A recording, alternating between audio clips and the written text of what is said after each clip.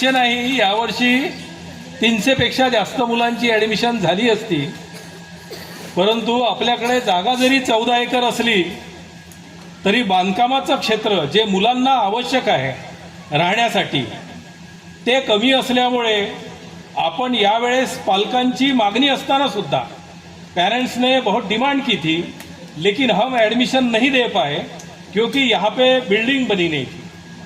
तो पिछले साल ही जब मुझे पेंशन मिलती है 90,000 रुपये, तो उसमें हर महीने का खर्चा होता नहीं है। पिछले साल भी 1.5 लाख रुपये हर महीने का खर्च होता था। तो मेरे सामने बड़ी दिक्कत थी कि ये इस साल कैसे होगा, क्योंकि 30 जब तक 30 स्टूडेंट थे तो तब तक संभव था, लेकिन पूजनीय भदंत शिलानंद इन्होंने अपने पूरे अनुयायियों को, पूरे उपासक और उपासियों को बताया कि यहाँ तपोभूमि जो है, यहाँ पे आप हमेशा धम्मदान और भोजनदान करते हैं, इसके बाद आप जो भी धम्मदान और भोजनदान करने का है वो आप में धम्म भूमि में करना है। तो इस वजह से पिछले पूरे साल में कहीं पे भी ऐसा वक्त नहीं आया कि लड़के भूखे हैं। एक भी दिन कहीं कोई प्रॉब्लम आया, फाइनेंशियल ऐसा कुछ हुआ नहीं। इस साल हर महीने में 2.5 लाख का खर्चा है, 90,000 रुपये पेंशन मिलती है।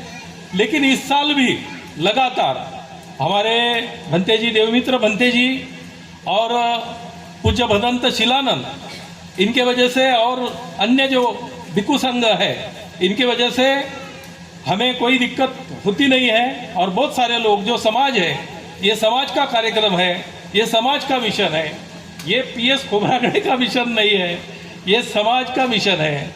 क्योंकि हमारा, मुझे लगता भंते जी मैं हमेशा बोलता हूँ कि 2,500 साल पहले के बुद्ध विहार के लिए हमने 30 लाख का 40 लाख का बुद्ध विहार बांधा, और अभी जब का वर्तमान जो बुद्ध है, वर्तमान बुद्ध वो नशा कर रहा है, वो वर्तमान बुद्ध है, वो गलत रास्ते पे चल रहा है। तो हम 2,500 साल पहले जिन्होंने हमें अपार करुणा और मैत्री दिया और जिन्होंने इस पूरे देश में एक संदेश दिया शांति का, तो उनके लिए अनुकंपित होना तो अलग बात है, ये बड़ी अच्छी बात है। लेकिन हमारी वर्तमान पीढ़ी जो है, ये पीढ़ी यदि दुरुस्त नहीं होती है, ये यदि गलत रास्ते पे जाती है, तो फिर इसके पूरे जिम्मेदार यदि कोई होंगे तो वो हम होंगे। क्योंकि बाबा साहब ने अपने पूरे आयुष्य में यहाँ पे नागसेन वन में मिलिंद महाविद्यालय खोला, सर मिलिंद महाविद्यालय खोला, चेतनाताई मिलिंद महाविद्यालय खोला, खुद के लिए कॉलेज नहीं बांधा, खुद के लड़कों के लिए खर्चा नहीं किया, निजाम से जमीन ली और खुद भी जमीन ली, और तकरीबन 250 एकड़ में उन्होंने बच्चों के लिए एक कॉलेज बनाया और हॉस्टल भी बनाया। और उसका नतीजा ये हुआ कि जिसके पास में 1 रुपया भी नहीं होता था, जिसके पैर में चप्पल भी नहीं होती थी, जिसकी पढ़ने की ताकत भी नहीं रहती थी, ऐसे सारे लड़के वहाँ पे जाते थे, नागसेन वन में मिलिंद महाविद्यालय में जाते थे, और उनको पहले दिन से खाना मिलता था, हर महीने में स्कॉलरशिप मिलती थी, पहले दिन से उनको किताबें मिलती थी। और इसका ये परिणाम हुआ कि हमारे समाज के हजारों लाखों लड़के जो है ये तैयार हो गए। उसके बाद में VT स्टेशन के सामने सिद्धार्थ महाविद्यालय बाबा साहब ने खोला। वहाँ पे VT स्टेशन के सामने, सर अंधेरी में तो बहुत बड़ा ये है एरिया का रेट, लेकिन VT के सामने जो साउथ बॉम्बे है, वहाँ तो मेरे ख्याल से 1 लाख 2 लाख रुपए पर स्क्वायर फीट का ये होगा। लेकिन वहाँ पे हमारे बाबा साहब ने खुद के लड़के के तरफ ध्यान नहीं दिया, लेकिन समाज के बच्चों के लिए उन्होंने वहाँ पे सिद्धार्थ महाविद्यालय खोला। तो हमारी भी ये जिम्मेदारी है कि मैंने मेरे लड़के के लिए, मेरे लड़कों के लिए तो कुछ किया होगा, लेकिन ये समाज के लड़के यदि आगे नहीं बढ़ेंगे, और ये इसमें प्रयास ऐसा है कि ये लड़के जो है, ये लड़के जैसे श्रावणेर सत्यानंद है, ये जो भूमि आज दिख रही है, इसका एकमेव कारण यदि कोई होगा, प्रमुख कारण, तो श्रावणेर सत्यानंद भंते जी है। 4 ही साल रहे थे वो, लेकिन उनका निधन होने के बाद में हम छोटे छोटे थे, 4 साल 5 साल के थे, हमारी बहन आई है, सब लोग हैं, गांव के लोग हैं, कुछ समझता नहीं था लोगों को भिक्खू कैसे बोलना। लेकिन तब जो है हर किसी को वंदना आती थी, पूरी वंदना आती थी, पूरा सुत्तप उनको मालूम था। 4 ही साल रहे, लेकिन ऐसा कुछ कर गए कि यहाँ पे आज जो है, फिर बाद में बड़े बनते जी आए, सदानंद बनते जी आए, वो विश्वव्यापी ये यहाँ पे उनका काम जो है वो हम 1-2 मिनट में और 1-2 घंटे में भी नहीं बता सकते, इतना बड़ा काम है। तो इस धम्म भूमि में धम्म का प्रचार और प्रसार होना चाहिए। तो इस दृष्टि से पिछले 10 साल से ये यहाँ पे काम करने का प्रयास चालू किया है। बच्चों को लेते हैं, उनको पढ़ाई करते हैं, और कोशिश ये है कि वो, क्योंकि बुद्ध विहार में आते हैं और वो हर दिन सवेरे और शाम को वंदना बोलते हैं, लेकिन बाद में जाते वक्त वो सत्यानंद भंते जी के स्तूप में भी जाते हैं। उनको याद दिलाने के लिए मैं बोलता हूँ कि वहाँ पे जाओ, कि हमें कम से कम इतना तो भी बनना चाहिए। नहीं बड़ा बन सकते तो सामने सत्यानंद यदि बन गए तो बहुत बड़ी बात है, बहुत अच्छी बात है। सारी दुनिया तुमको सलाम कर सकती है, सारी दुनिया तुम्हारे आगे झुक सकती है।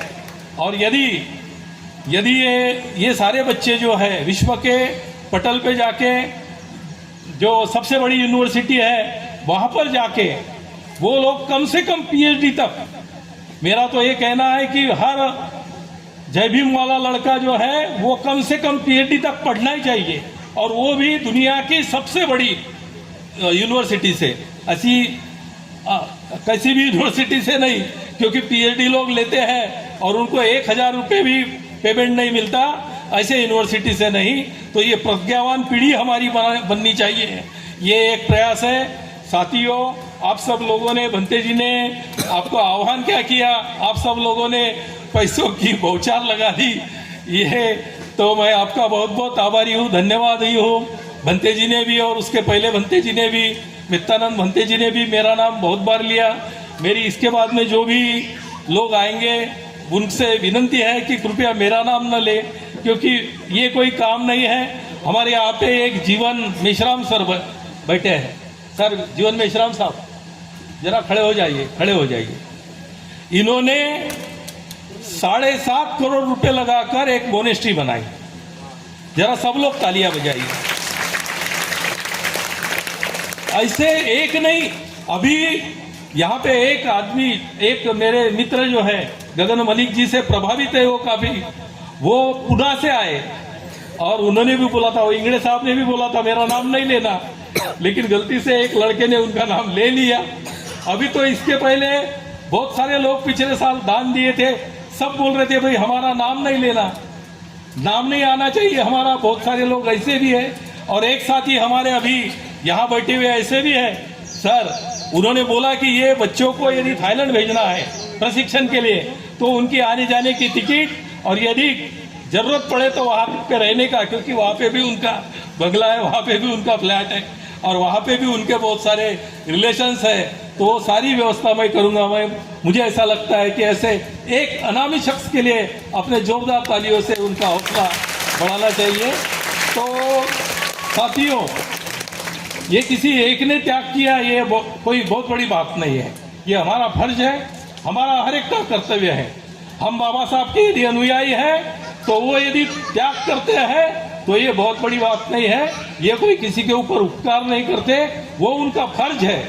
और यदि वो फर्ज नहीं करते, अपना फर्ज अदा नहीं करते, यहाँ पे यदि ये बाबा साहब को खुद को अनुयायी बोलते हैं, लेकिन त्याग करने की यदि किसी में तैयारी नहीं है और त्याग वो करता नहीं है, सिर्फ मियाँ बीबी और बाकी गुलछर्रे उड़ाने में और बाकी सब मौज मस्ती करने में यदि वो अपना जीवन व्यतीत कर रहा है, तो समझो कि वो बाबा साहब का अनुयायी तो नहीं है, लेकिन वो समाज से बेईमानी कर रहा है। क्योंकि उसको जो भी मिला है वो समाज के आंदोलन से, बाबा साहब की वजह से मिला है। मेरी बहन है, छोटी बहन है, वो मुंबई में रहती है सर। वो उन्होंने इस साल से चालू किया यहाँ पे लड़कियों का, और लड़कियों का चालू किया, और यहाँ पे गांव के पश्चिम दिशा में उनका 7.5 एकड़ जमीन है। वैसे तो इसके आगे भी उनकी जमीन है, वहाँ पे 70-80 लाख रुपए का भाव है। पर एकड़, वैसी 10-11 एकड़ जमीन है उनकी, उधर में 7.5 एकड़ जमीन है, वो उन्होंने ये नहीं किया, सब कुछ किया और 5 करोड़ रुपए का प्रोजेक्ट मंजूर कराया गवर्नमेंट से। और अंदर की बात बताता हूँ कि ये केलझर का भी प्रोजेक्ट बहुत सालों से मैंने डाला था गवर्नमेंट के तरफ कि भाई हमारी माई बाप सरकार जो है वो हमें बांधकाम करने के लिए यदि पैसे देती है तो बड़ी अच्छी बात है, लेकिन चेतना ताई उनका रेट है 20% खर्चा करना पड़ता, अंडर टेबल देना पड़ता। मतलब 5 करोड़ यदि होना चाहिए आपको तो 1 करोड़ रुपए खर्चा करना पड़ेगा। लेकिन मेरी बहना जो है वो शेरनी बहना, उसने 1 करोड़ रुपए खर्चा करके 5 करोड़ गवर्नमेंट से लेके आए। तो ऐसे भी लोग हैं हमारे पास में, सिर्फ पैसा होने से ही वो त्यागी आदमी नहीं होता, लेकिन वो दिलेरी, वो हमारा जो जीवन है वो जीवन समाज के उत्थान के लिए लगना चाहिए। इसी दृष्टि से आज मैं संक्षिप्त में अनुलाताई हजारे को ये रिक्वेस्ट करूंगा कि वो यहाँ पे आएंगे और संक्षिप्त में अपनी अभियान के बारे में, लड़कियों के पर्टिकुलरली श्रामणेरियों के और भिक्षुणी संघ बनाने के दृष्टि से उन्होंने जो सोचा है, वो भी मेरे जैसा बहुत लंबा चौड़ा भाषण करती है, तो उससे विनती है कि मेरे जैसा न बोले हो, 5 मिनट में अपना भाषण करें।